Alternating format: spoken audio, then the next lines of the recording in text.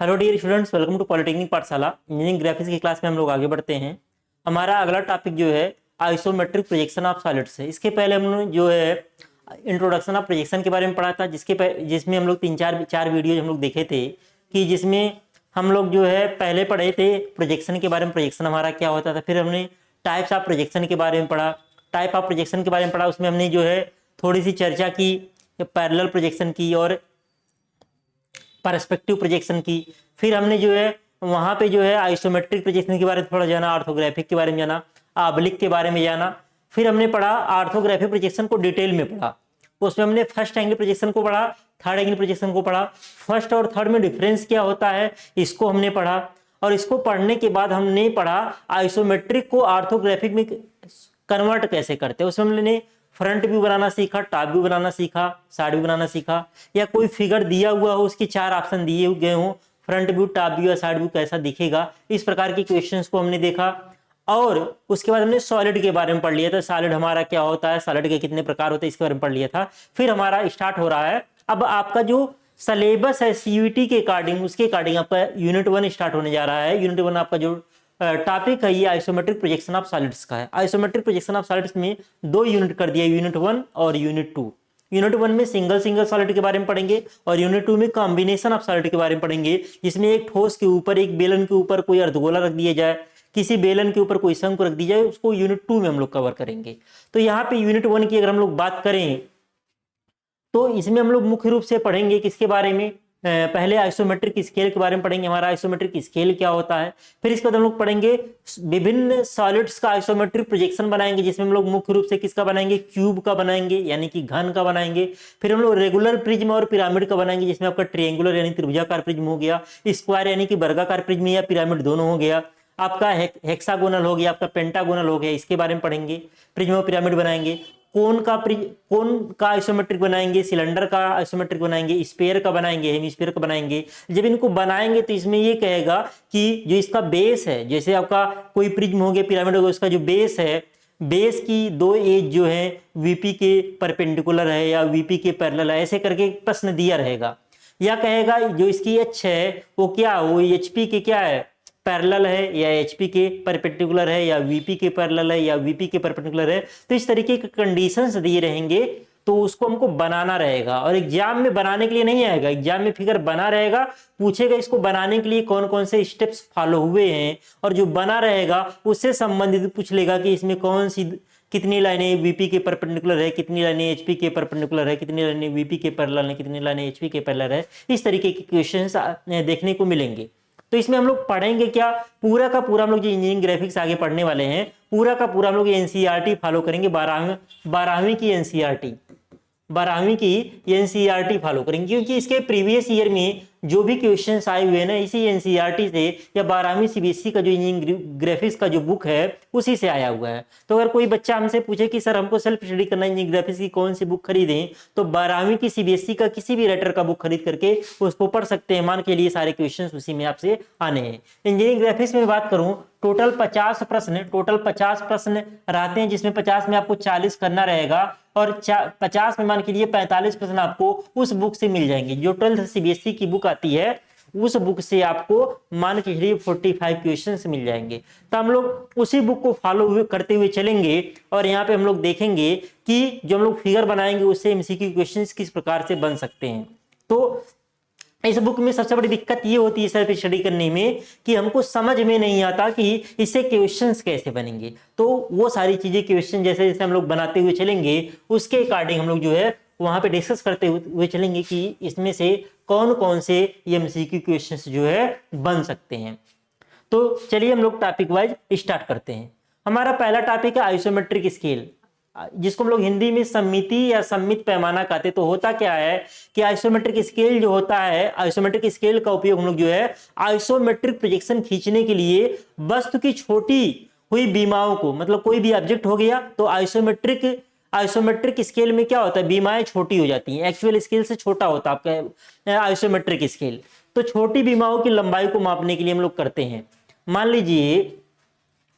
लीजिए कि कोई ऑब्जेक्ट है, ऐसे ऑब्जेक्ट है कोई, ये कोई ऑब्जेक्ट है, मान लीजिए 50 हो गया, ये 20 हो गया, ये मान लीजिए 30 हो गया, डायमेंशन हो गया, ये एमईएम में सब डायमेंशन है, सब डायमेंशन किस में, एमईएम में है। तो इसको अगर हम लोग एक्चुअल इसको जो हम लोग आइसोमेट्रिक प्रोजेक्शन बनाएंगे, आइसोमेट्रिक में नहीं बना हुआ है, क्योंकि आइसोमेट्रिक में कोई ड्राइंग लोग 30 डिग्री बनाते, थोड़ा सा मैंने आइडिया दिया था। अगर इसी को आइसोमेट्रिक में बनाना हो तो आइसोमेट्रिक में ऐसे आपका बनेगा, इसी को अगर आइसोमेट्रिक में बनाना हो तो आइसोमेट्रिक में आपका ऐसे बनेगा, ऐसे बनेगा। आइसोमेट्रिक में ये जो दोनों रेखाएं होती हैं ये हॉरिजॉन्टल से 30-30 डिग्री का कोण बनाती हैं, ऐसे ऐसे बनाते हैं आइसोमेट्रिक में, इसको बनाएंगे हम लोग। तो जब आइसोमेट्रिक प्रोजेक्शन में हम लोग बनाएंगे, आइसोमेट्रिक प्रोजेक्शन का यूज करके बनाएंगे, तो ये 50 न होकर के 50 से कुछ कम होगा, 50 से कुछ कम होगा, लगभग ये 42-43 के आसपास आएगा, 42-43 के आसपास आएगा। ऐसे ये भी जो है 17 के आसपास आएगा, ऐसे ये भी जो है 25-26 के आसपास आएगा। तो ये अप्रॉक्स बता रहे हैं। तो ये जो छोटी हुई लंबाई है, इसको मापने के लिए जो हमने 42 बनाया, जो हमने 17 बनाया, जो हमने 26 बनाया, इसको मापने के लिए जो है हम लोग जो है आइसोमेट्रिक स्केल का यूज करते हैं। तो एक्चुअल में होता क्या है कि आइसोमेट्रिक स्केल, जैसे आपका नॉर्मल स्केल की बात करें, एक्चुअल स्केल की बात करें, तो यहाँ पे जो है आपका बना रहेगा 1, फिर 2, फिर 3, फिर 4, फिर 5, ऐसे बना रहेगा। तो आइसोमेट्रिक वाला क्या होगा, आइसोमेट्रिक वाला ऐसे रहेगा। इसमें अगर हम लोग देखेंगे ना, तो एक यहाँ ना होकर थोड़ा सा और नजदीक रहेगा, 2 वाला और यहाँ आ जाएगा, 3 वाला और यहाँ आ जाएगा, 4 वाला, मतलब ये गैप थोड़ा सा क्या रहेगा, कम रहेगा। लेकिन यहाँ पे भी 1, 2, 3, 4 ही लिखा रहेगा। तो जब इससे हम मापेंगे ना, जैसे इससे हम 5 सेंटीमीटर नापते हैं तो 5 लिख देते हैं, 5 सेंटीमीटर। जो इससे नापेंगे ना तो लिखेंगे ISO 5 लिखेंगे। ISO 5 का मतलब आइसोमेट्रिक 5 सेंटीमीटर, आइसोमेट्रिक में लंबाई 5 सेंटीमीटर है। तो आइसोमेट्रिक में जो लंबाई 5 सेंटीमीटर होगी, तो हमको पता रहे है आइसोमेट्रिक स्केल के बारे में, हमको पता रहेगा आगे चल करके।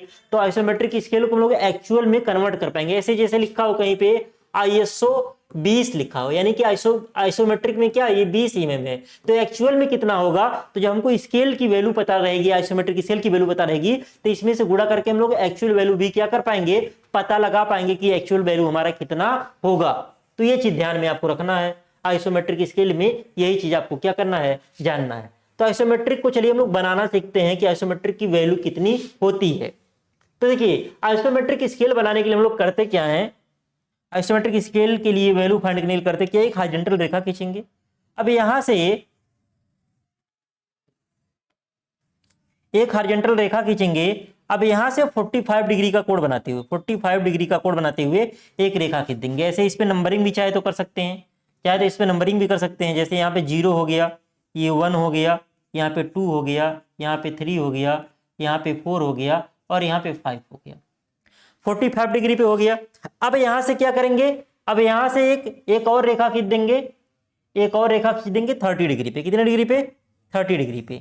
30 डिग्री पे जो जाएगा आइसोमेट्रिक वाला होगा, ये क्या होगा, आइसोमेट्रिक वाला होगा। 30 डिग्री पे जो है आपका आइसोमेट्रिक वाला होगा, 30 डिग्री आइसोमेट्रिक वाला होगा। अब जो है अगर यहां से हम परपेंडिकुलर गिराएं, यहां से अगर हम लोग परपेंडिकुलर एक रेखा गिराएं, तो अगर हम ओ नाम दिए ना, यहाँ पे ए नाम दे दें, यहाँ पे मान लीजिए यहाँ पे सी नाम दे दें, क्योंकि सी यहाँ पे है, सी दे दें, यहाँ पे डी दे दें, यहाँ पे बी मान लीजिए दे दिया हमने। तो यहाँ पे जो ओसी है ना, ओसी जो है ना, ये होगा एक्चुअल लेंथ। ये क्या होगा, एक्चुअल लेंथ होगा। क्या होगा, एक्चुअल लेंथ होगा। और जो आपका ओडी है ना, ओडी हो जाएगा ये आइसोमेट्रिक लेंथ होगा। ये क्या होगा, आइसोमेट्रिक लेंथ होगा। अब जाहिर सी बात आपको देखने में लग रहा होगा, अगर हम लोग यहाँ पे मिलाएं, तो जो आपका O1 यहाँ पे है ना, तो वो वाली आइसोमेट्रिक में O1 डैश हो जाएगा। जो O2 यहाँ पे है ना, ये हो जाएगा O2 डैश। जो आपका O से 3 यहाँ तक है ना, वो यहाँ पे आ जाएगा O3 डैश। जो O से 4 तक है ना, यहाँ आ जाएगा 4 डैश। और जो ये 5 है ना, यहाँ हो जाएगा 5 डैश हो जाएगा। यानी कि 4, 5 अगर एक्चुअल पे आपका इतना है, तो इस पे क्या होगा, 4 डैश 5 डैश क्या होगा, कुछ छोटा होगा, कुछ छोटा होगा। तो ये वाला क्या है, जो ओसी है, जो ओसी है वो आइसोमेट्रिक लेंथ है, और जो सॉरी ओसी जो है एक्चुअल लेंथ है, और ओडी क्या है, आइसोमेट्रिक लेंथ है। तो हमको ओडी को हमका मान ज्ञात करना। ओडी का मान किसके टर्म में, ओडी का मान ज्ञात करना है कि ओसी के टर्म में, ओसी का कितना गुना आपका ओडी होगा, यही आपको निकालना, यही क्या करना है, आपको निकालना है। तो सेम फिगर आपका यहाँ पे बना हुआ है, सेम फिगर यहाँ पे बना हुआ है। हमने पहले से फिगर बनाया है कि जिससे आपको देखने में सुंदर लगे। तो ये चीज आपको करना पड़ेगा, ये चीज आपको करना पड़ेगा। तो आइसोमेट्रिक स्केल के बारे में पहले जान लेते होता क्या है। तो isometric scale is use to measure, यानी कि आइसोमेट्रिक स्केल का यूज हम लोग करते हैं मेजर करने के लिए, मापने के लिए the for shortened length of dimensions of any object, किसी ऑब्जेक्ट की छोटी हुई बीमाओं को मापने के लिए। छोटी बीमा मतलब क्यों, क्योंकि मैंने दिखाया कि जो आपका 10 से 20 यहाँ पे है वही 10 से 20 यहाँ पे, तो ये लंबाई एक्चुअल में ज्यादा है। जब आइसोमेट्रिक में उसको हम बनाएंगे तो लंबाई एक्चुअल में क्या हो जाएगी, छोटी हो जाएगी। तो आइसोमेट्रिक में डायमेंशन क्या हो जाता है, छोटा हो जाता है। आइसोमेट्रिक प्रोजेक्शन में डायमेंशन छोटा होता है। तो वही कह रहा था isometric scale use to measure, यानी कि आइसोमेट्रिक स्केल का यूज हम लोग मेजर करने के लिए करते हैं द फॉर शॉर्टेंड लेंथ, यानी कि छोटी हुई लंबाई को आप the dimension of any object, मतलब किसी ऑब्जेक्ट की छोटी हुई बीमा को मापने के लिए हम लोग करते हैं। To draw the isometric projection, जो हम लोग आइसोमेट्रिक प्रोजेक्शन में ड्रा करते हैं। तो आइसोमेट्रिक प्रोजेक्शन में ही आपका डायमेंशन छोटा होता है। एक चीज और आपको ध्यान देना है, बहुत सारी जगह एमसीक्यू क्वेश्चंस देखने को मिलेंगे। आइसोमेट्रिक व्यू की अगर कहीं पे बात करेगा ना, आइसोमेट्रिक व्यू को हिंदी में बोलते हैं सममित दृश्य। अगर इसको हिंदी में बात करें तो क्या बोलेंगे, आइसोमेट्रिक व्यू को बोलेंगे सममित दृश्य बोलेंगे। क्या बोलेंगे, सममित दृश्य बोलेंगे।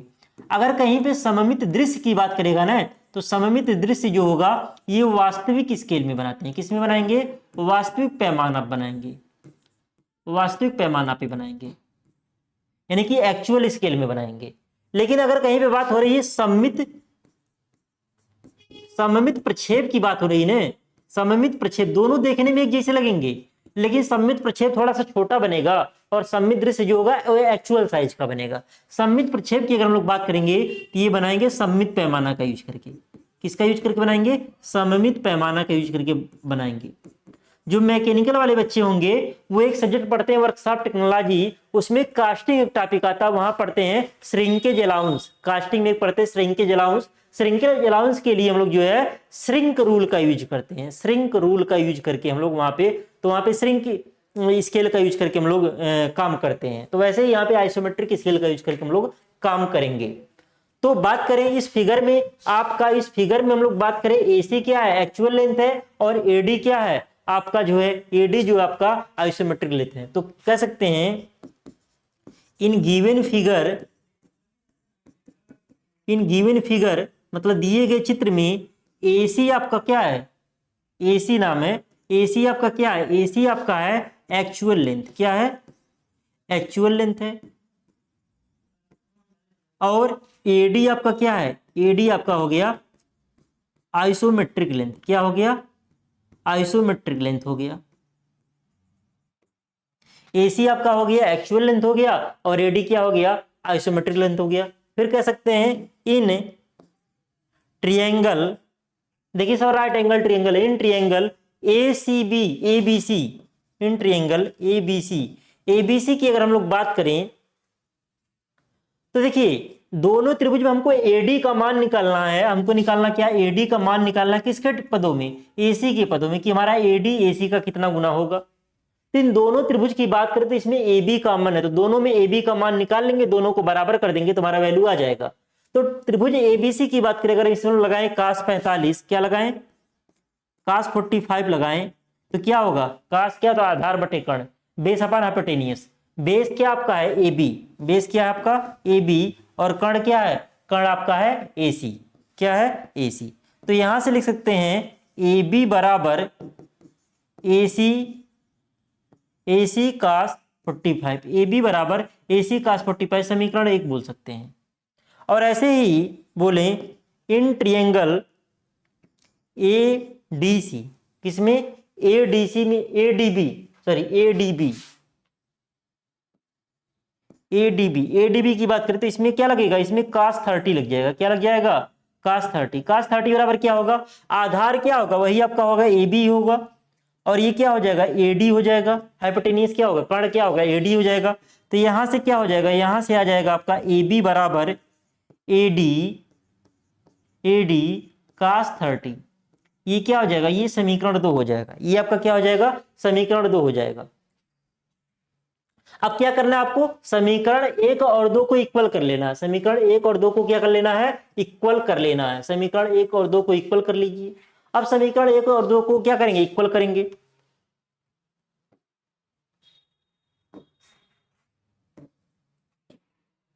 लिख सकते हैं इक्वेटिंग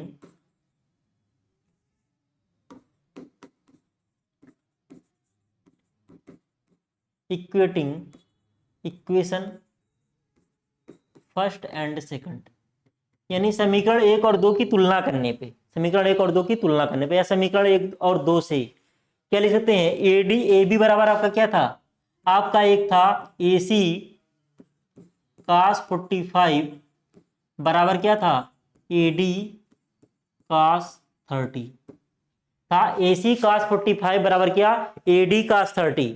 अब यहां से अगर हम लोग बात करें, हमको निकालना क्या है, हमको निकालना है ए डी का मान। तो अगर हम लोग लिखें ए डी अपान ए सी, अगर लिखें ए डी अपान ए सी, इसको उधर ले जाएं तो ये क्या हो जाएगा, cos 45 बटे cos 30 बराबर लिख सकते हैं, cos 45 की वैल्यू कितनी होती है, 1/√2, क्या होता है 1/√2, और cos 30 की वैल्यू होती है √3/2। तो यहां से लिख सकते हैं बराबर, देखिए 1/√2 ये हो जाएगा, और ये हो जाएगा 2/√3 हो जाएगा। तो यहां से अगर हम लोग लिखें तो यहां से आ जाएगा ए डी अपान ए सी बराबर, इसको इससे जब काटेंगे ना, इसको जब इससे काटेंगे ना, तो आ जाएगा √2/√3। तो ये आ गया।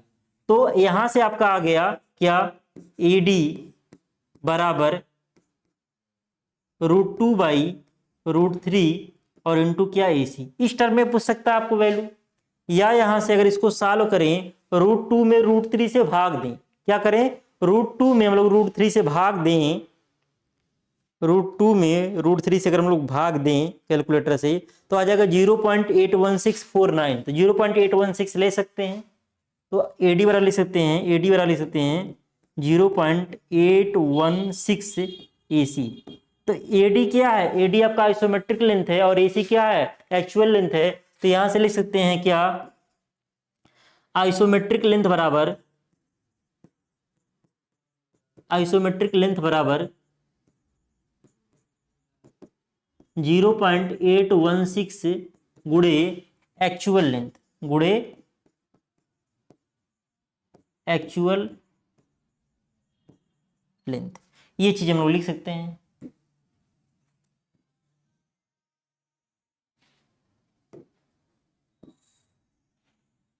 ये आपको ध्यान रखना, ये आपका फार्मूला एक हो गया। कि अब जैसे हम बता रहे थे ना कि एक्चुअल में आपका 20 डायमेंशन हो, तो हम लिख रहे थे लगभग 17 के आसपास, तो इसी में गुणा करके हम कर रहे थे। जैसे 0.816 में 20 का गुणा कर लीजिए तो कितना आ जाएगा, 0.816 में अगर आप गुणा करिए 0.816 गुणे 20 करिए ना, तो आ जाएगा 16.32 आ गया। 16.32 हमने अंदाज से लिख रहे थे, 17 लिख दे रहे थे, तो इसी प्रकार से हम लिख रहे थे ये चीज। तो जो ये, तब ये क्या होगा, इसी में एक आपका पैमाना ही आ जाएगा, इसी में आपका स्केल ही आ जाएगा। अब इसमें क्या बना रहेगा, इसमें जो 1 2 3 4 5, 1 2 3 4 5, इसमें भी 10-10 खाने होंगे बीच बीच में। तो ये क्या है, ये आपका आइसोमेट्रिक। तो अगर इससे हम लोग नापेंगे, अगर इससे माप रहे हैं आइसोमेट्रिक, अब माप रहे हैं 45, तो ये क्या होगा, ये आइसोमेट्रिक में 45 mm की वैल्यू होगी। अगर इसको एक्चुअल में कन्वर्ट करना रहेगा, तो क्या करेंगे, 0.816 से भाग दे देंगे इसमें, तो ये एक्चुअल में डायमेंशन आ जाएगा। जैसे आइसो में लिखा हो 45, तो इसका वैल्यू एक्चुअल में कितना होगा, 45 भागा कर देंगे कितना, 0.816 कर देंगे, तो इसका एक्चुअल में की वैल्यू कितना आ जाएगा, 55.15 आ जाएगा, 147 यानी कि 15 आ जाएगा। तो ऐसे न्यूमेरिकल से भी आ सकता है एग्जाम में, कि आइसोमेट्रिक में कोई वैल्यू दी हो, उसको एक्चुअल में कन्वर्ट करना हो, या एक्चुअल में कोई वैल्यू दी हो, उसको आइसोमेट्रिक में कन्वर्ट करना हो, तो इस फार्मूले की सहायता से आप कन्वर्ट कर पाएंगे। इस वजह से आपको ये फार्मूला याद होना चाहिए, और इसको डिराइव करने भी आना चाहिए, क्योंकि एग्जाम में अगर भूल गए तो जिससे डिराइव कर सके। अब बात आती है, एक टर्म और पूछता है, representative fraction. Representative fraction,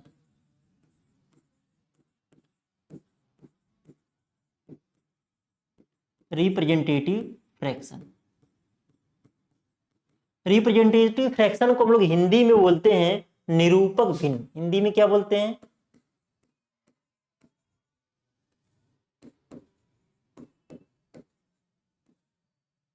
Hindi में हम लोग किसको क्या बोलते हैं? हिंदी में बोलते हैं निरूपक भिन्न। 60 में बोलते हैं आरएफ। क्या बोलते हैं? 60 में इसको बोलते हैं आरएफ। तो आरएफ का फार्मूला क्या होता है? आरएफ का फार्मूला होता है distance on map, distance on map upon actual distance, upon actual distance. यानी कि हिंदी में कहते हैं नक्शे पर की दूरी बटे वास्तविक दूरी। हिंदी में क्या बोलेंगे? हिंदी में बोलेंगे, अगर इसी को लिखें तो 60 में लिखेंगे निरूपक भिन्न बराबर नक्शे पर की दूरी, नक्शे पर की दूरी बटे वास्तविक दूरी, नक्शे पर की दूरी बटे वास्तविक दूरी। तो ये आपका हिंदी में हो गया। तो आ सकता है एग्जाम में कि आइसोमेट्रिक स्केल का रिप्रेजेंटेटिव फ्रैक्शन कितना होता है। अगर इसके लिए हम लोग रिप्रेजेंटेटिव फ्रैक्शन की बात करें तो इसके लिए अगर हम लोग बात करेंगे, इसके लिए अगर हम लोग आरएफ निकालें, उपरोक्त चित्र का यूज करें तो आरएफ क्या होगा? नक्शे पर की दूरी आपकी क्या थी? नक्शे पर की दूरी आपकी थी एडी। जो आइसोमेट्रिक प्रोजेक्शन में बनाएंगे वो क्या था? एडी था। और वास्तविक दूरी आपकी क्या थी? एसी थी। वास्तविक दूरी एसी था और आइसोमेट्रिक वाला वही नक्शा हो गया, वो क्या होगा? एडी होगा। तो एडी और एसी का अगर आप मान रखेंगे, तो एडी और एसी का मान अगर रखेंगे तो ध्यान दीजिएगा यहाँ पे एडी बटे एसी कितना आया है? दिया जाएगा, हम 60 में वैल्यू लिख रहे हैं cos 45 बटे cos 30। ये कैसे लिख रहे हैं समझ रहे होंगे, यहां से लिख रहे हैं 60 में करके एडी अपान एसी, एडी अपान एसी। वैसे अगर हम लोग एडी की बात करें, एसी की बात करें तो एबी के टर्म में आएगा, लेकिन हम उतना काट करके इतना लिख रहे हैं एडी बटे एसी, यहां से लिख रहे हैं cos 45 बटे cos 30। तो cos 45 बटे cos 30 को सॉल्व करने पे, एडी बटे एसी को इसको सॉल्व करने पे √2/√3 आएगा। सॉल्व करने पे कितना आएगा? √2/√3 आ जाएगा। या आरएफ की जो वैल्यू आएगी ये कितना आएगा? √2/√3 का जो मान है 0.816। तो यहां से कर सकते हैं, या इसको यहां पे लिखिए आरएफ। आरएफ किसके लिए? आरएफ आइसोमेट्रिक के लिए।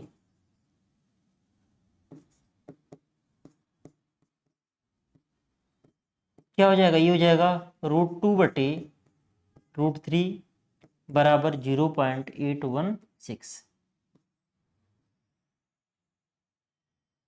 वैसे ये पता है तो आप वैसे लिख सकते हैं, नक्शे पर की दूरी कितनी होगी? नक्शे पर की दूरी 0.816 और वास्तविक दूरी कितना लेंगे? 1 लेंगे। वास्तविक दूरी कितना लेंगे? 1 लेंगे, तब भी आपका ये वैल्यू आ जाएगा। तो जो है आइसोमेट्रिक प्रोजेक्शन के लिए, आइसोमेट्रिक प्रोजेक्शन के लिए आरएफ की वैल्यू कितनी होती है? 0.816 होती है। तो ये भी ध्यान रखेंगे, इससे भी आपके एमसीक्यू क्वेश्चंस बन सकते हैं। अगर आउट ऑफ सिलेबस थोड़ा सा इधर उधर जाता है तो ये बन सकता है 0.816। क्लियर? तो ये हमारा क्या हो गया? ये हमारा हो गया आइसोमेट्रिक प्रोजेक्शन हो गया। तो आपको ये ध्यान रखना है, इससे संबंधित न्यूमेरिकल्स भी एग्जाम में आ सकते हैं, आते हैं, आ नहीं सकते, आए हुए हैं। तो न्यूमेरिकल्स भी आप कर पाएंगे अगर ये आपको स्केल पता रहेगा, इसका डेरिवेशन पता रहेगा, तो इससे संबंधित न्यूमेरिकल्स भी लगा पाएंगे।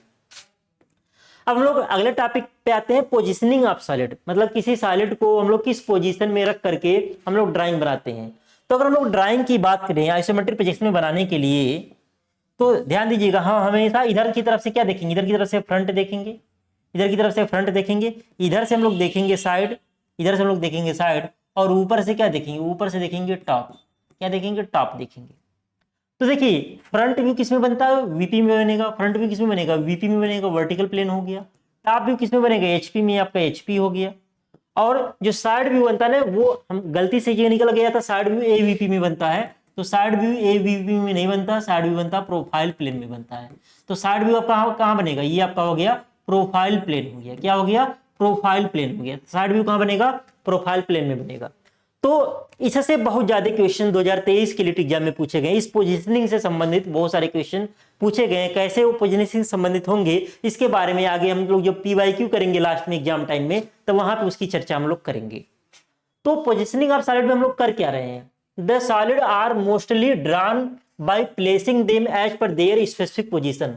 मतलब हम लोग करते क्या? The solid are mostly drawn, किसी भी सॉलिड को अधिकतर मोस्टली मतलब अधिकतर, अधिकांशतः ड्रॉन मतलब खींचते हैं by placing them as per their specific position, उसके स्पेसिफिक पोजीशन के अनुसार उसको हम लोग खींचते हैं। With respect to vertical plane, horizontal plane as discuss earlier in orthographic projection, मतलब वर्टिकल प्लेन और हॉरिजॉन्टल प्लेन के रिस्पेक्ट में हम लोग उसको खींचेंगे, जैसा कि हमने पीछे ऑर्थोग्राफिक प्रोजेक्शन में डिस्कस कर चुके हैं। यहाँ पे ऑर्थोग्राफिक प्रोजेक्शन में डिस्कस करने का मतलब ये बता रहा है कि हम क्लास 11th में ही इसके बारे में डिस्कस ये लोग कर लेते हैं, क्लास 11th के सिलेबस में ही रहता है। तो वही चीज सेम हिंदी में लिखा गया है कि ठोस पदार्थों को ज्यादातर ऊर्ध्वाधर वीपी और क्षैतिज एचपी के संबंध में उनकी विशिष्ट स्थिति के अनुसार ही रखकर खींचा जाता है। जैसा कि ऑर्थोग्राफिक प्रोजेक्शन को हिंदी में बोलते हैं लंब कोणीय प्रक्षेप। ऑर्थोग्राफिक प्रोजेक्शन को हिंदी में क्या बोलेंगे? लंब कोणीय प्रक्षेप बोलेंगे। एग्जाम में लंब कोणीय प्रक्षेप भी लिखा हो सकता है, नहीं तो हिंदी में ऑर्थोग्राफिक लिखा हुआ हो सकता है। क्या बोलेंगे? लंब कोणीय प्रक्षेप बोलते हैं हिंदी में।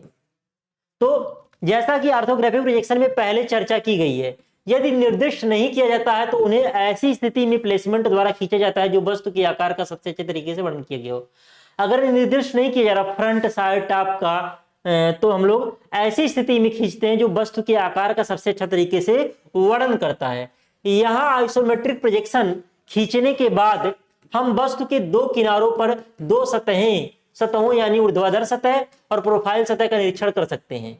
यहाँ कह रहा है कि यहाँ हम आइसोमेट्रिक प्रोजेक्शन खींचने के बाद, जब हम लोग आइसोमेट्रिक प्रोजेक्शन खींच लेंगे, हम वस्तु के दो किनारों पर, वस्तु के कोई दो किनारों पर दो सतहों यानी वीपी और प्रोफाइल सतह, वर्टिकल प्लेन ऊर्ध्वाधर सतह का मतलब है वीपी और प्रोफाइल सतह का मतलब है पीपी का निरीक्षण कर सकते हैं, ताकि शर्तों के अनुसार वस्तु के अनुमानित सामने की ओर एक तीर देखने की दिशा निर्दिष्ट की जा सके। इससे बहुत ज्यादा कोई मतलब नहीं है, बस इतना समझ लीजिए इसमें कि हम लोग जो है फ्रंट व्यू, वीपी में क्या बनेगा? फ्रंट व्यू बनेगा। एचपी में क्या बनेगा? एचपी में टॉप व्यू बनेगा। और पीपी में क्या बनेगा? पीपी में बनेगा साइड व्यू बनेगा। और जब हम लोग किसी भी वस्तु के आइसोमेट्रिक प्रोजेक्शन को बनाते हैं हम लोग, तो ये जो है 30 हॉरिजॉन्टल से 30 डिग्री इधर खींच लेंगे, हॉरिजॉन्टल से 30 डिग्री इधर खींच लेंगे। अब फिर यहां से हम लोग बनाएंगे, जैसे मान लीजिए हमको कोई क्यूब बनाना है तो ऐसे बनाएंगे, ऐसे बनाएंगे, क्यूब बनाएंगे ऐसे। क्लियर? तो ये ध्यान रखना 30 डिग्री पे बनाएंगे और इस तरह के पोजीशन में रख करके बनाएंगे। अभी इतना फिगर आप आइसोमेट्रिक बनाएंगे ना कि आपको एकदम पूरा बहुत आसान लगने लगेगा। अभी इतना ज्यादा करके बनाएंगे कि ये चीज आपको बहुत आसान लगने लगेगा। चलिए अब आइसोमेट्रिक प्रोजेक्शन की अगर हम लोग बात करें, जैसे मान लीजिए कोई ड्राइंग है जो उसको हम लोग आइसोमेट्रिक प्रोजेक्शन में बनाए हुए हैं। इसकी लंबाई L है, चौड़ाई B है और थिकनेस T है। लंबाई, चौड़ाई और थिकनेस T। इधर से फ्रंट देखा जा रहा है, इधर से फ्रंट देखा जा रहा है, इधर से साइड देखा जा रहा है और इधर से टॉप देखा जा रहा है। इधर से टॉप देखा जा रहा है, फ्रंट साइड टॉप लिखा हुआ है आपका, लंबाई चौड़ाई मोटाई आपका बना हुआ है। अब जो है, अब यहाँ पे देखें, जैसे हमने ये कोई क्यूब बनाया, कोई मान लीजिए क्यूबॉइड है, LBT क्यूबॉइड है, कोई घनाभ हमने बनाया, तो इसमें ये जो आपका ये वर्टिकल वाला गया है, इसके समांतर हम यहां से खींच रहे हैं और इसके समांतर हम यहां से खींच रहे हैं। तो यहाँ पे OA, यहाँ पे अगर हम लोग बात करें OA, OB और OC जो होते हैं, इनको हम लोग बोलते हैं प्रिंसिपल एक्सिस। इनको क्या बोलते हैं? OA, OB और OC को क्या बोलते हैं? प्रिंसिपल एक्सिस बोलते हैं। और प्रिंसिपल एक्सिस के बीच में 120 डिग्री का कोण होता है। कितने का कोण होता है? 120 डिग्री का कोण होता है। तो ये एग्जाम में आपका पूछा गया है कि आइसोमेट्रिक प्रोजेक्शन में प्रिंसिपल एक्सिस के बीच का एंगल कितना होता है? कितना होता है आपका? 120 डिग्री होता है। या अगर ये एंगल पूछ ले तो ये कितना होता है? 150 डिग्री होता है। या कभी कभी ये पूछ लेता है कि ये एंगल कितना होगा, ये कितना होगा? ये भी आपका 120 डिग्री हो जाएगा। ये पूरा का पूरा एंगल कितना होगा? 120 डिग्री होगा। तो इससे ये फिगर आपके दिमाग में रहे, इससे बहुत सारे क्वेश्चंस आपको बनेंगे। जब हम लोग MCQ करेंगे तो वहां पे देखने को मिलेगा। अब अगर हम इसको फ्रंट से देखें तो फ्रंट से देखने पे क्या दिखेगा हमको? फ्रंट से देखने पे ये वाला डायमेंशन दिखेगा और ये वाला डायमेंशन दिखेगा। हमको फ्रंट से देखने पे ये आकृति दिखेगी। इसमें कौन कौन से डायमेंशन है, यल है और टी है। इसको फ्रंट से देखेंगे हमको तो लंबाई और थिकनेस दिखेगी। तो फ्रंट व्यू में क्या दिखेगा, लंबाई और थिकनेस। साइड से देखें, इधर से देखेंगे तो क्या दिखेगा, ये चौड़ाई आपको बी दिखेगी और थिकनेस टी दिखेगा। तो इसमें साइड व्यू में क्या हो गया, बी और टी हो गया। और हम लोग ये देखें टॉप व्यू में क्या दिखेगा, टॉप व्यू में यल दिखेगा और क्या दिखेगा, ऊपर से बी दिखेगा। तो इसका टॉप व्यू में क्या दिखेगा, यल और बी दिखेगा। तो इससे भी क्वेश्चन पूछे जाते हैं, कोई फिगर दे दिया रहेगा, उसमें डायमेंशन अंकित कर दिया रहेगा और पूछेगा इसके फ्रंट व्यू में कौन सा डायमेंशन दिख रहा है, इसके टॉप व्यू में कौन सा डायमेंशन दिख रहा है और इसके साइड व्यू में कौन सा डायमेंशन दिख रहा है। ऐसे भी क्वेश्चन आपके एग्जाम में पूछे जाते हैं। अब बात करते हैं आइसोमेट्रिक प्रोजेक्शन है क्या। तो किसी वस्तु का सममितीय प्रक्षेप, किसी भी वस्तु का आइसोमेट्रिक प्रोजेक्शन प्रक्षेप तल यानी कि प्रोजेक्शन प्लेन के संबंध में रखी गई वस्तु के साथ खींचा गया एक समतल दृश्य है कि सभी तीन प्रमुख अक्ष 120 डिग्री के समान कोण पर एक दूसरे के लिए झुके हुए प्रतीत होते हैं। वही कह रहा, जो ये तीन प्रिंसिपल एक्सिस हैं वो एक दूसरे से 120 डिग्री पर झुके हुए प्रतीत होते हैं। खैर उससे कोई मतलब नहीं है, परिभाषा से आपका क्वेश्चन जो यहाँ फिगर में बना हुआ है इसी संबंधित पूछेगा। अब जो चीज यहाँ पे लिखा हुआ है इंग्लिश में भी कि the isometric projection of an object is a one plane. Isometric projection क्या होता है, ऑफ एन ऑब्जेक्ट, किसी भी ऑब्जेक्ट का isometric, the isometric projection of an object यानी कि किसी भी ऑब्जेक्ट का isometric projection is a one plane view. क्या होता है, एक प्लेन व्यू होता है, drawn with the object so placed with respect to plane of projection that all the three principal axes appear to be inclined to each other and equal to angle of 120 degree. वही कह रहा है कि मतलब इसमें हम लोग isometric projection को इसमें हम लोग किसी भी वस्तु का क्या होता है, एक वन प्लेन व्यू होता है जिसमें हम लोग जो है सभी प्रिंसिपल एक्सिस जो होते हैं एक दूसरे से 120 डिग्री पे बने होते हैं। जैसे यहाँ पे देखें, ये वाला प्रिंसिपल एक्सिस देखें, ये वाला देखें, तो इसके सापेक्ष ये वाला क्या है, एक प्लेन व्यू है। ये वाला प्रिंसिपल एक्सिस देखें और ये वाला प्रिंसिपल एक्सिस देखें, तो इसके अकॉर्डिंग ये क्या है, एक प्लेन व्यू है। ये प्रिंसिपल एक्सिस देखिए, प्रिंसिपल एक्सिस इसके अकॉर्डिंग ये क्या है, एक प्लेन व्यू है। इसी की बात ये कर रहा है। लेकिन आपको वो परिभाषा वगैरह नहीं याद रखना है, आपको याद क्या रखना है कि फ्रंट में क्या बनेगा, टॉप में फ्रंट व्यू में कौन सा डायमेंशन दिखेगा, टॉप व्यू में कौन सा डायमेंशन दिखेगा, साइड व्यू में कौन सा डायमेंशन दिखेगा, और जो प्रिंसिपल आपके एक्सिस हैं ओ ए, ओ बी और ओ सी, इनके बीच का एंगल कितना होता है। तो इनके बीच का एंगल जो होता है वो 120 डिग्री होता है। ये चीज आपको ध्यान में रखना है, ये चीज आपको ध्यान में रखना है। अब आगे बात करें ड्राइंग ऑफ आइसोमेट्रिक प्रोजेक्शन। अब आइसोमेट्रिक प्रोजेक्शन की ड्राइंग हम लोग कैसे बनाएंगे। तो अगर हम लोग बात करें इसके बारे में कि विभिन्न ठोस पदार्थों का सममितीय प्रक्षेप का मतलब आइसोमेट्रिक प्रोजेक्शन तीन प्रमुख अक्ष को एक दूसरे से 120 डिग्री पर रखकर, यानी कि जो प्रिंसिपल एक्सिस थे उनको 120 डिग्री पर रखकर खींचा जाता है।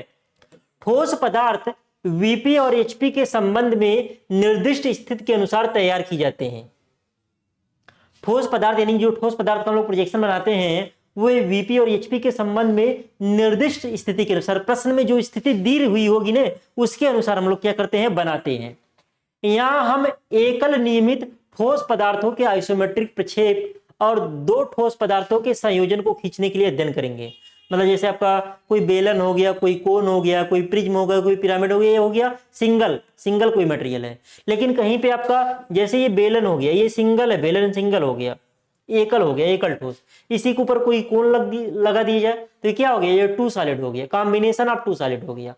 क्या हो गया, कॉम्बिनेशन ऑफ टू सॉलिड। तो हम लोग दोनों का अध्ययन करेंगे। लेकिन जो कॉम्बिनेशन वाला स्टडी करेंगे ना तो आपका यूनिट 2 में आ जाएगा। किस में आ जाएगा, यूनिट 2 अकॉर्डिंग टू सीयूटी लीट सिलेबस। नियमित ठोस पदार्थों की विशेषताओं के अनुसार हम उन्हें चित्रानुसार वर्गीकृत कर सकते हैं। वही लिखा हुआ the isometric projection of different solids is drawn by keeping the three principal axis at 120 degree at each other. मतलब आइसोमेट्रिक प्रोजेक्शन में किसी भी वस्तु के प्रोजेक्शन को हम लोग खींचने के लिए उन्हें हम लोग प्रिंसिपल एक्सिस को 120 डिग्री रखते हुए हम लोग क्या करते हैं, प्रोजेक्शन को बनाते हैं।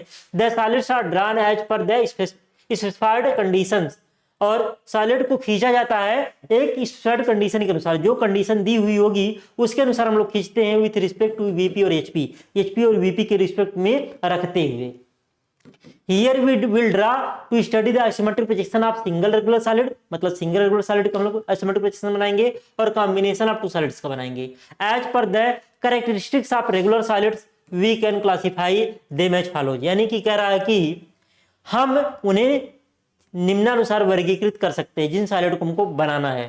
पहले में हमारा क्या आ रहा है, पहले हमारा आ रहा है क्यूब आ रहा है, रेगुलर प्रिज्म और पिरामिड आ रहा है। क्यूब आ रहा है, रेगुलर प्रिज्म और पिरामिड, और जो रेगुलर प्रिज्म और पिरामिड होंगे ये ट्रायंगुलर हो सकते हैं, त्रिभुजाकार हो सकते हैं, स्क्वायर वर्गाकार हो सकते हैं, पेंटागोनल पंचभुजाकार हो सकते हैं, कहीं कहीं पे पंचकोणी भी लिखा हुआ मिल सकता, घबराना नहीं है। पंचकोणी लिखा हो, पंचभुजाकार लिखा हो, बात एक ही है। यह हेक्सागोनल हो गया, इसको षष्ठ भुजाकार लिखिए या षष्ठ कोणी भी लिख सकते हैं। क्या लिख सकते हैं? षष्ठ कोणी भी लिख सकते हैं। तो कंफ्यूज नहीं होना है, क्योंकि आगे आपको षष्ठ कोणी वर्ड भी कहीं कहीं देखने को मिल सकता है। तो इनका हम लोग बनाएंगे, घन का बनाएंगे, नियमित प्रिज्म और पिरामिड का बनाएंगे, जिसमें आप किए होंगे त्रिभुजाकार, वर्गाकार, पंचभुजाकार, षष्ठभुजाकार। अगला क्या हो गया? फ्रस्टम ऑफ पिरामिड, पिरामिड का छिन्नक हो गया, इसका बनाएंगे। तीसरा सिलेंडर और कोन हो गया, और चौथा हो गया स्फीयर और हेमी स्फीयर। इन सब का हम लोग यूनिट 1 में हम लोग आइसोमेट्रिक प्रोजेक्शन बनाना सीखेंगे। और इस चैप्टर से बहुत सारे क्वेश्चन, 10 से ज्यादा क्वेश्चन इस चैप्टर से एग्जाम में आपके पूछे जाते हैं। और कॉन्सेप्ट अगर आपको समझ में आ गया ना, तो बहुत आसानी से आप लोग कोई भी फिगर बना पाएंगे। बस कॉन्सेप्ट समझना है तो बहुत आसानी से, कोई बनाना तो हो सकता है आपके लिए डिफिकल्ट हो, लेकिन चारों ऑप्शन देख करके सही ऑप्शन का, सही विकल्प का आप चयन कर पाएंगे अगर अच्छे से समझ गए तो। प्रिज्म है क्या? प्रिज्म हम लोग जानते हैं कि क्या, प्रिज्म दो आधारों और आयताकार सतहों वाले ठोस होते हैं। इसके बारे में हम लोग पहले पढ़ चुके हैं। उन्हें आयताकार सतह के सहारे रेस्ट कराकर क्षैतिज रखा जा सकता है और आधार के सहारे रेस्ट कराकर ऊर्ध्वाधर रखा जा सकता है। आइए हम कुछ उदाहरणों पर विचार करें, इसे बेहतर तरीके से समझें। कहने का मतलब ये है, कह रहा है कि इसको हम लोग आधार पे रेस्ट करा करके, आधार पे रेस्ट करा करके हम लोग ऊर्ध्वाधर रख सकते हैं, और किसी फलक पर रेस्ट करा करके हम लोग क्षैतिज रख सकते हैं। ये कह रहा है, ये इसकी भाषा है। किसी फलक पर, जैसे क्षैतिज फलक, इस पे रेस्ट करा करके नीचे भी वही चीज आएगा। अगर नीचे हम लोग बनाएं, ये वाला डायमेंशन दिखाएं जो नहीं दिख रहा डाटा से, तो नीचे वाला फलक ये हो गया इसमें। तो नीचे वाले, अगर हम किसी साइड वाले फलक पे रेस्ट कराएंगे तो हम इसको क्षैतिज रख सकते हैं। अगर हम लोग आधार पे, अगर हम लोग इसमें आधार पे रखेंगे तो इसको हम लोग वर्टिकल रख सकते हैं। तो यही बात कह रहा है ये फिगर में। तो वही चीज इंग्लिश में लिखा हुआ है कि prism are the solids with two base. इसमें क्या होता है? दो आधार होता, मतलब टॉप और बेस एक समान होगा। प्रिज्म में हमेशा टॉप और बेस क्या होगा? हमेशा टॉप और बेस एक समान होगा। जैसा आपका टॉप होगा वैसा ही आपका क्या होगा? बेस होगा। टॉप और बेस क्या होगा? एक समान होगा। वही कह रहा है। They can be kept horizontal by resting on face. उन्हें हम लोग हॉरिजॉन्टल रख सकते हैं बाय रेस्टिंग ऑन फेस, मतलब उसके पास और सतह को रेस्ट करा करके, मतलब धरातल पर रख करके, और वर्टिकल रखते हैं बाय रेस्टिंग ऑन बेस, या बेस पर रेस्ट करा करके इसको वर्टिकल रख सकते हैं।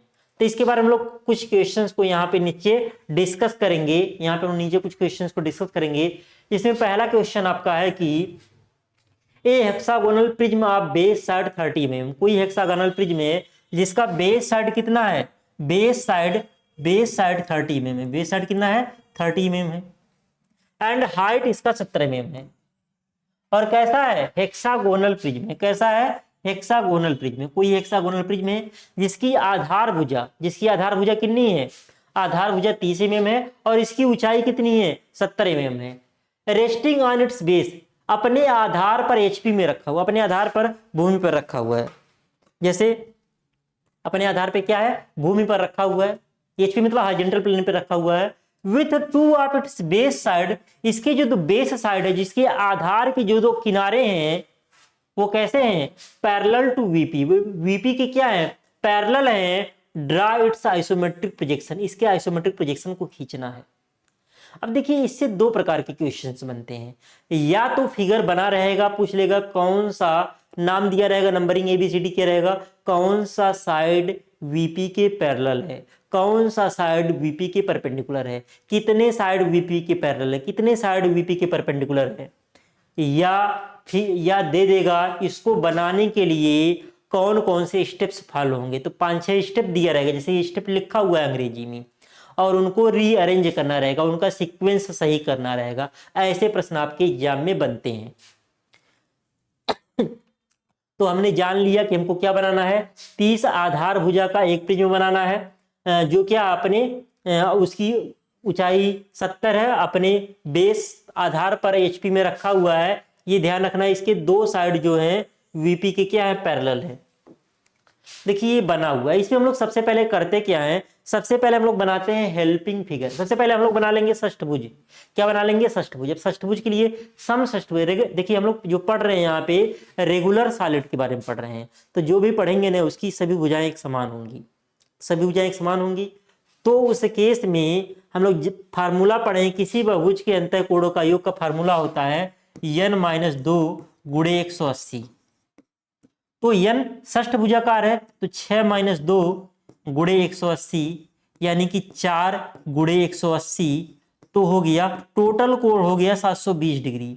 जो षष्ठभुजाकार है, षष्ठकोणी बोलिए, 6 कोण का मान 720 डिग्री है। 6 भुजाएं समान है तो 6 कोण समान होंगे, यानी एक कोण का मान 720/6 हो जाएगा, यानी कि 120 डिग्री आएगा। तो एक कोण का मान कितना आएगा, 120 डिग्री आएगा। तो इसको आपको पता होना चाहिए। तो पहला स्टेप क्या है, षष्ठभुज बनाना, समषष्ठभुज बनाना। तो 30 का ले लेंगे, 120 डिग्री यहां से खींचेंगे, 120 डिग्री यहां से खींचेंगे, 30 ले लेंगे, 30 ले लेंगे, फिर 120 यहां से ऐसे आप बना देंगे। ये आपका क्या हो गया, ये आपका बन गया समषष्ठभुज बन गया। क्या बन गया, समषष्ठभुज आपका बन गया। अब इसको बनाने के बाद पहले समषष्ठभुज, इसके बनाने के बाद हेल्पिंग फिगर खींचेंगे। हेल्पिंग फिगर में क्या कर रहे हैं, ये जो हमारे ये जो बना हुआ है ना, इसी के चारों ओर, इसी के चारों ओर ये बॉक्स में एक बंद कर दीजिए। इसको क्या करिए, एक बॉक्स में ऐसे बंद कर दीजिए।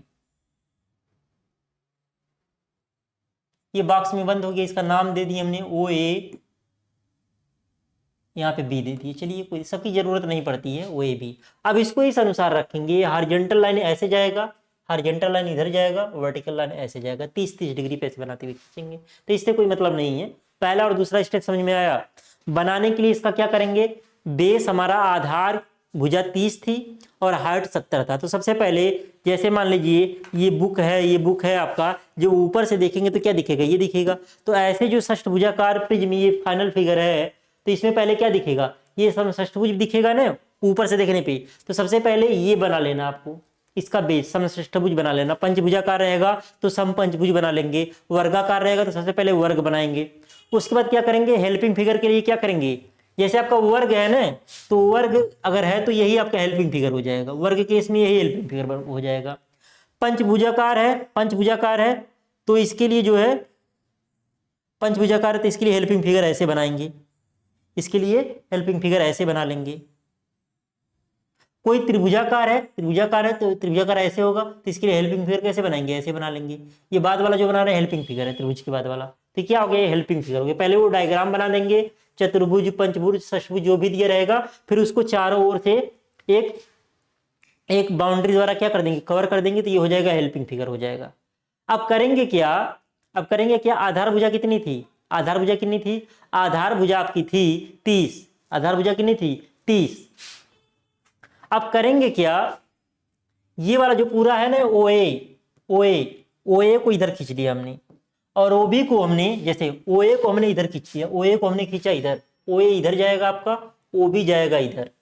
तो यही जो हेल्पिंग फिगर आपने बनाया, यही सेम फिगर आपको नाप के बनाना रहता है।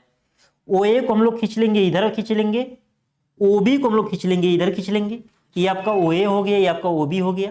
अब इसके बाद ये और ये दोनों बना देंगे। उसके बाद क्या, जब ये दोनों खींच लेंगे नाप करके, तो वही दूरी तो सब है। ये वाला चाप लेकर के इधर मारेंगे चाप, ये वाला चाप लेकर के दूरी इधर मारेंगे, जहां काटेगा इसको मिला देंगे, इसको मिला देंगे। अब देखिए हमको बनाना है मेन डायग्राम। मेन डायग्राम किससे बनाएंगे, हम बना दे रहे हैं ब्लू कलर से। मेन डायग्राम क्या है, अब यहां देखेंगे ना, इसका देखिए सेंटर लाइन भी खींच लेंगे, इसका क्या कर देंगे, सेंटर लाइन भी खींच लेंगे। तो सेंटर लाइन इसका ए यहाँ पे आ रहा है, यहाँ पे सेंटर लाइन आ रहा है, यहाँ पे सेंटर लाइन, यहाँ पे सेंटर पॉइंट, मध्य बिंदु सभी का, और यहाँ पे कट कर रहा है, जहां जहां कट करेगा वो एक्सिस जाएगा वहां से। अब देखेंगे यहां से इसमें देखिए कहा है क्या, इसके जो दो अब ये जो बना है ना, जो ये बना है ना, इसमें ये वाला प्लेन जो पीछे वाला प्लेन है ये वीपी है, ये क्या है वीपी है, और जो नीचे वाला प्लेन आएगा ना ये एचपी होगा, और जो इधर वाला साइड वाला प्लेन होगा ना ये होगा प्रोफाइल प्लेन होगा। ये चीज ध्यान में रखेंगे, ये वीपी होगा, ये प्रोफाइल प्लेन होगा, ये एचपी होगा। अब इसमें मेन ध्यान देना, इसमें कहा है कि जो हमारा आधार है इसकी दो भुजाएं two of its base side से पैरेलल टू वीपी, वीपी के क्या है समांतर है। जब पैरेलल टू वीपी रहेंगे, वीपी के समांतर रहेंगे, क्या रहेंगे वीपी के जब आपके समांतर रहेंगे तो उस केस में होगा क्या, जब वीपी के आपके समांतर रहेंगे तो होगा क्या। अब देखिए हमारा वीपी इसमें क्या है, वीपी हमारा इसमें क्या है ये है। अब इसके समांतर दो खींच रहा है, इसके समांतर दो खींचने के लिए क्या करेंगे, एक रेखा आपकी जाएगी ये वाली, ओ ए पे जो है 1 से 2 ये दूरी नाप लेंगे, ए से 2 कितना है, ए से 1 कितना है, वही लेकर के यहाँ पे निशान लगा लेंगे, 1 से 2 ऐसे हो जाएगा। ये हो गया 1 से 2 हो गया। अब फिर ये वाला तो जाके सेंटर पे मिल जाएगा, ये 3 से, और ये किससे, ये 6 से हो जाएगा। फिर ये वाला जो 4 और 5 वाला है, 4 यहाँ पे जाएगा आपका, 5 यहाँ पे जाएगा, 4 और 5 हो गया। फिर इससे ये मिला देंगे, इसको इससे इसको मिला देंगे, तो ये आपका क्या बन गया, बेस बन गया। ये क्या बन गया, बेस बन गया। इसमें देखेंगे साइड 1 2, साइड 1 2 और 4 5, 4 5 ये क्या है, ये पैरेलल टू वीपी है। ये क्या है, ये तो वीपी पे ही है आपका 4 5 एक तरीके से, ये दोनों क्या है, ये पैरेलल टू वीपी है। ये क्या है, वीपी के समांतर है। ये क्या है, वीपी के समांतर है, पैरेलल टू वीपी है। दिख रहा होगा क्योंकि हमने वीपी मान लिया। ऐसे क्वेश्चन 2023 एग्जाम में बहुत ज्यादा पूछे गए थे। इससे 2023 एग्जाम में बहुत ज्यादा क्वेश्चंस पूछे गए थे कि इसमें कितनी भुजाएं वीपी के पैरेलल हैं, या नाम दे दीजिए जैसे 1 2, इसमें कौन सी भुजाएं वीपी के पैरेलल हैं, तो 1 2 पैरेलल है और 4 5 पैरेलल है। तो इसमें बच्चे वीपी डिसाइड नहीं कर पा रहे थे वीपी इसमें कौन सा होगा, इस वजह से गलती कर जा रहे थे। इस वजह से क्या कर जा रहे थे, गलती कर जा रहे थे। तो इसमें पैरेलल टू वीपी इसको मानेंगे तो 1 2 और 4 5 क्या होगा, दो भुजाएं जो हो गई वीपी के पैरेलल हो गई, पैरेलल टू वीपी हो गया। अब क्या करेंगे, सेम चीज 70 लेकर के, और एक चीज और, ये जो हम बना रहे हैं ना ये आइसो लेकर के बना रहे हैं। आइसो मतलब ये 30 आइसो स्केल, आइसोमेट्रिक स्केल में 30 लेंगे। तो आइसोमेट्रिक स्केल जैसे आपका नॉर्मल स्केल होता है ना, वैसे आइसोमेट्रिक स्केल भी होता है। तो बार बार कन्वर्ट करके थोड़ी ना, मान लीजिए आपको एग्जाम में बनाना है तो आप कन्वर्ट करके बना लेंगे। मान लीजिए डिप्लोमा फर्स्ट ईयर में आप हैं, सेमेस्टर एग्जाम में आपका आ गया बनाने के लिए, तो आप कन्वर्ट करके बना लेंगे। 30 में क्या करेंगे, 30 में क्या करेंगे, 30 में 0.816 का मल्टीप्लाई कर देंगे। कैलकुलेटर अलाउ होता है ड्राइंग के पेपर में, मल्टीप्लाई करके जो वैल्यू आएगा वो वैल्यू यहाँ पे बनाएंगे। उस वैल्यू से हम लोग जो है ये सब बनाएंगे। क्या, कौन सा, ये सब जो 30 वगैरह बनाए हुए हैं। तो आइसोमेट्रिक स्केल आता है मार्केट में, उसमें 30 बना रहेगा। जो 30 रहेगा उसमें वो आइसोमेट्रिक में ऑलरेडी रहेगा, वो आइसोमेट्रिक में ही रहेगा, उसमें कन्वर्ट नहीं करना रहेगा। तो आइसोमेट्रिक स्केल अगर आपके पास है तो उससे मतलब 30 का 30 बना लेंगे। लेकिन यहाँ पे हमको बनाने से मतलब नहीं है, यहाँ हमको एमसीक्यू करना है, तो उस पर ध्यान नहीं देना है। ये सब 30 ले रहे हैं ना, वो क्या है, ये आइसो, जैसे यहाँ पे फिर ये हमारा बेस बन गया। अब हमको दिया कि हाइट जो है 70 है, तो सभी पॉइंट से 70 ऊपर जाएंगे। सभी पॉइंट से कितना ऊपर जाएंगे, 70 ऊपर जाएंगे। यहां से भी 70 चले गए ऊपर, यहां से भी 70 ऊपर चले गए, फिर यहां से भी 70 ऊपर चले गए, फिर इसके समांतर ये खींच दिया हमने, इसके समांतर हमने ये खींच दिया, इसके समांतर हमने ये खींच दिया, हमने इसके समांतर ये खींच दिया। मतलब ये 30 और 70 का बॉक्स बनाना है। सबसे पहला काम तो क्या, 30 और 70 का बॉक्स बना करके सेंटर लाइन ड्रा करेंगे तो आपका एक्सिस ये मिल जाएगा। अब सेम चीज जो आपका 1 2 यहाँ पे आया है ना, वही चीज यहाँ ऊपर भी आएगा, वही चीज सेम चीज आपको ऊपर भी मिलेगा, ऊपर भी मिलेगा। अब आपको यहाँ पे मिलाना नहीं है कुछ, आप जब मिनी ड्राफ्टर से ये चीज बनाते हैं ना तो ये जाकर के यहाँ पे दिखता है, जाकर के यहाँ पे दिखेगा, ये वाला जो है आएगा यहाँ पे। अभी ये आपका हो गया, ये पीछे वाला जो लाइन नहीं दिखती वो डॉटेड बनाते हैं, ये हो गया। और फिर एक आपका आएगा यहाँ पे, ये वाला, ये भी डॉटेड आपका जाएगा, ये आ गया यहाँ पे। और फिर ये वाला आपका ये वाला आपका दिखेगा, ये वाला यहाँ पे, और ये वाला भी आपका दिखेगा, ये वाला आपका आ गया यहाँ पे, और फिर आ गया ये यहाँ पे। तो ये ऊपर वाला ये आपका हो गया, क्या हो गया, समषष्ठभुज हो गया। इसमें जो है ये लाइन जो है अंदर वाली जो लाइन है, इसको मैं ग्रीन से बना दूं अगर, तो ये भी नहीं दिखेगा आपको, ये भी नहीं, इसको भी डॉटेड बनाते हैं, ये भी नहीं दिखेगा, ये भी नहीं दिखेगा, और ये भी नहीं दिखेगा। तो जो चीज़ नहीं दिखता है ना उसको डॉटेड बनाते हैं ड्राइंग में। तो ये आपका फाइनल बन गया। इसमें क्या है, दो वीपी के परपेंडिकुलर हैं और इसमें क्या है, अपने आधार के सारे रखा हुआ, 30 आधार भुजा है और 70 हाइट हो गई, दो बेस के आधार के दो साइड क्या हो गए, वीपी के समांतर हो गए। तो फाइनल डायग्राम आपका ये बना हुआ है। तो जो चीज नहीं दिख रहा है इसमें बनाया ही नहीं, हमने डाटर बनाया है, हमने इसमें डाटर बना दिया है, इसमें बनाया नहीं, तो डाटर बना सकते हैं, कोई दिक्कत नहीं है। तो ये आपका क्या हो गया, फाइनल इमेज आपका बन गया। तो इसमें प्रश्न कैसे आएंगे, प्रश्न इसमें कि इसमें जो मान लीजिए ये फिगर फाइनल बना हुआ हो, इसमें पूछ ले, ये फिगर मान लीजिए एग्जाम में आ गया, इसमें कितनी भुजाएं, आधार की कितनी भुजाएं वीपी के पैरेलल हैं। तो आधार की कितनी भुजाएं वीपी के पैरेलल, दो। आपको ध्यान देना रहेगा, ये आपका जाएगा, ये आपका जाएगा।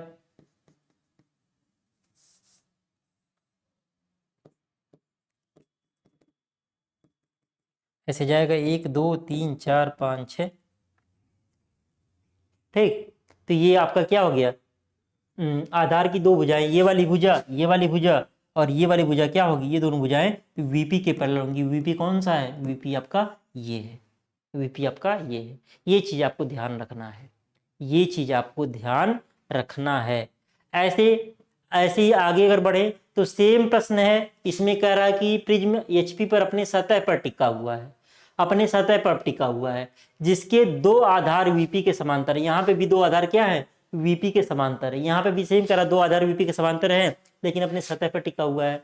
तो यह इसमें भी ये काम करेंगे। सबसे पहले क्या काम करेंगे, देखिए इसमें जो हम कर रहे थे एग्जाम में क्या आ सकता है, दूसरा चीज कि जो स्टेप्स लिखे रहेंगे, इसको रीअरेंज करना रहेगा।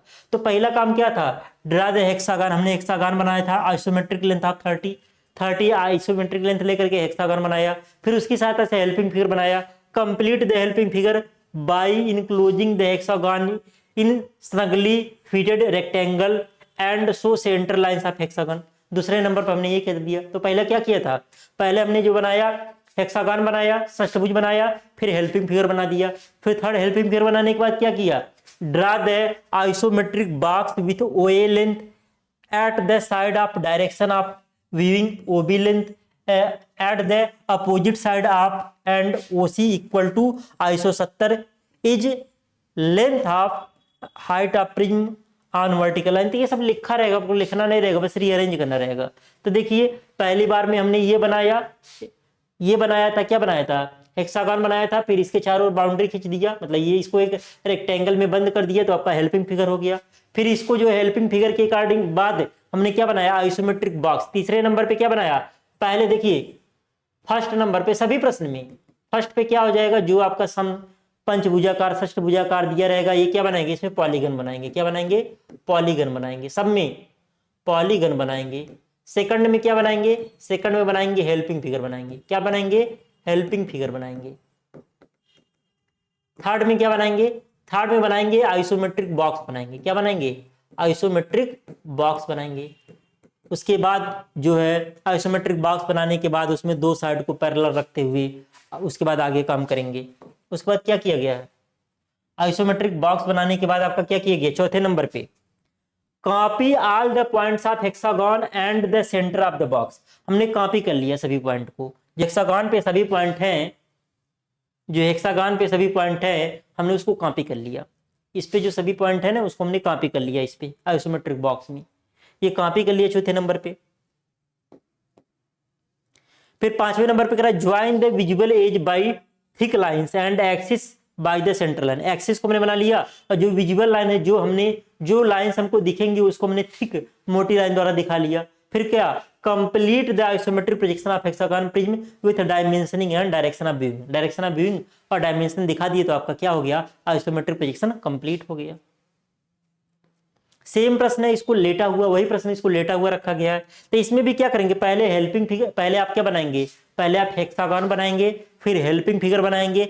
हेल्पिंग फिगर में जो भी बिंदु हैं उसके बाद आइसोमेट्रिक बॉक्स बनाएंगे। आइसोमेट्रिक बॉक्स बनाने के बाद जो भी बिंदुएं हेल्पिंग फिगर में थी आपकी, उन बिंदुओं को उस बॉक्स में क्या करेंगे, अंकित करेंगे। उनको अंकित करने के बाद जो विजिबल लाइंस रहेंगी, जो विजिबल लाइन रहेंगी उनको क्या करेंगे, विजिबल लाइन को क्या करेंगे, आपस में मिला देंगे। विजिबल लाइन को आपस में क्या करेंगे, मिला देंगे। मिला कर देने के बाद उनको डायमेंशनिंग कर देंगे और डायमेंशनिंग करने के बाद और वो दिखा देंगे तो आपका कंप्लीट फिगर बन जाएगा। तो इसमें भी क्या किया गया, इसमें लेटा हुआ है, इसमें क्या किया गया है, इसमें लेटा हुआ कहा है, लेटा हुआ कहा है, तो लेटा हुआ क्या करेंगे, तो लेटा हुआ आइसोमेट्रिक बॉक्स बना देंगे।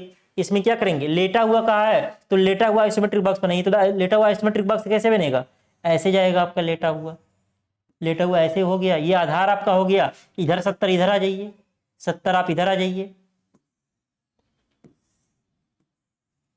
ऐसे आपका ये हो गया, ये बन गया।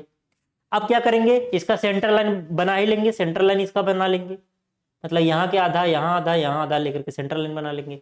सेंटर लाइन बनाने के बाद हेल्पिंग फिगर में इस फिगर में जो पॉइंट अंकित है, जो इस प्रश्न के लिए वही इस प्रश्न के लिए भी होगा, क्योंकि डायमेंशन सेम है। इसमें भी 70 mm है, 30 mm है, वही चीज है। वीपी के पैरेलल इसमें भी कहा हुआ है।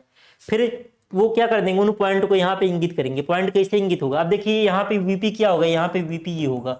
अब वीपी के पैरेलल 2 रखना है, वीपी के पैरेलल 2 रखना है। वीपी के पैरेलल इसमें भी कहा, वीपी के पैरेलल कैसे होगा, एक लाइन आपका यहाँ पे हो जाएगा और एक लाइन आपका हो जाएगा यहाँ पे। अब इसको इससे मिला दीजिए, इसको इससे मिला दीजिए, इसको इससे मिला दीजिए, इसको इससे मिला दीजिए, आपका बन गया क्या, ये आपका बन गया हेक्सागन। ये आपका क्या बन गया, हेक्सागन बन गया। अब जो है सेम इधर भी जाएगा, सेम इधर भी जाएगा, इधर हो गया और जो है इधर हो गया। ये अंदर जो जाएगा नहीं दिखेगा, अंदर वाला नहीं दिखेगा, ऐसे बन गया।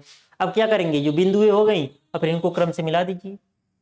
ये इससे मिल गया, ये वाला दिखेगा आपको, और जो है ये इससे हो गया, ये भी दिखेगा, ये इससे हो गया आपका, ये भी दिखेगा, और इसके बाद आपका ये हो गया और ये हो गया।